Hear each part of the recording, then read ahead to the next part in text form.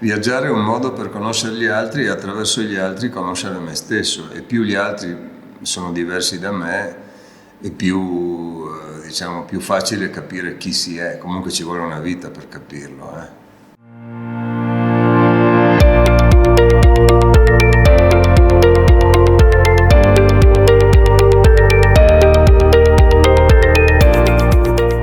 Mercoledì 6 dicembre alle 20:30 presso il Teatro Toniolo a Conegliano, lo scrittore e giornalista triestino, inviato speciale del Piccolo di Trieste ed editorialista della Repubblica Paolo Rumiz, ha presentato il suo nuovo libro Una voce dal profondo.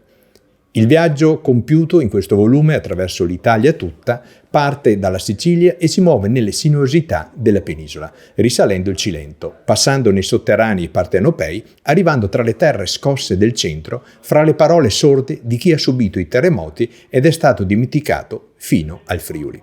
L'evento, organizzato dall'amministrazione comunale di Conegliano e di lettori in chiostro, ha visto la partecipazione in sala di molti cittadini.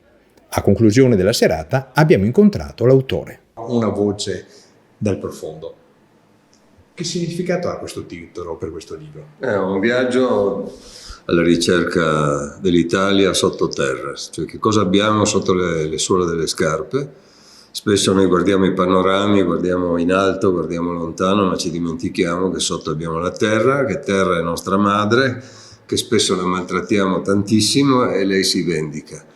Per cui, diciamo, è un viaggio alla ricerca di un paese strano, che è l'Italia, che è un paese pieno di terremoti, pieno di vulcani, pieno di cunicoli, pieno di sotterranei, quindi un paese che va visitato anche sotto la superficie del terreno. Il mio è un viaggio in questo mondo particolare. Giornalista triestino, scrittore, ma soprattutto viaggiatore.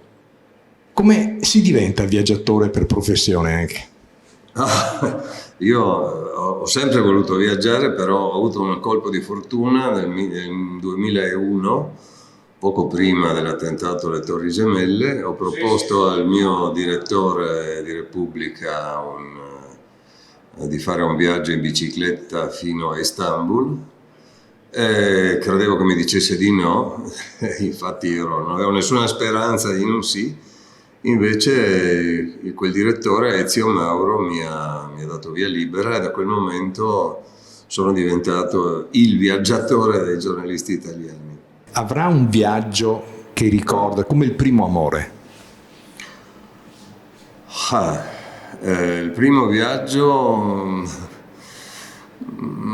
è stato un continuo approfondimento, direi, ma però i primi viaggi sono quelli che ho fatto attraverso la lettura. Ero ancora ragazzino, stavo alle elementari e in quarta elementare il mio insegnante, il mio professore, anzi il mio maestro, più bella parola, maestro, non ce ne sono altre, ci ha fatto leggere in classe il diario di bordo di Cristoforo Colombo in viaggio sull'Atlantico fino alle Indie orientali, che poi era l'America.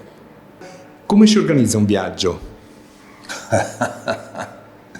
Allora, il viaggio deve essere leggero, deve essere sognato a lungo, deve nascere anche fatto di rinvii tante volte. Poi a un certo punto succede qualcosa di imprevisto, una chiacchierata con amici, una bevuta con tuo fratello, salta fuori una memoria, salta fuori un'idea da un articolo di giornale, dalla lettura di un libro, e a quel punto si parte. Ma l'organizzazione è relativa, quello che conta è che ci sia un sogno prima.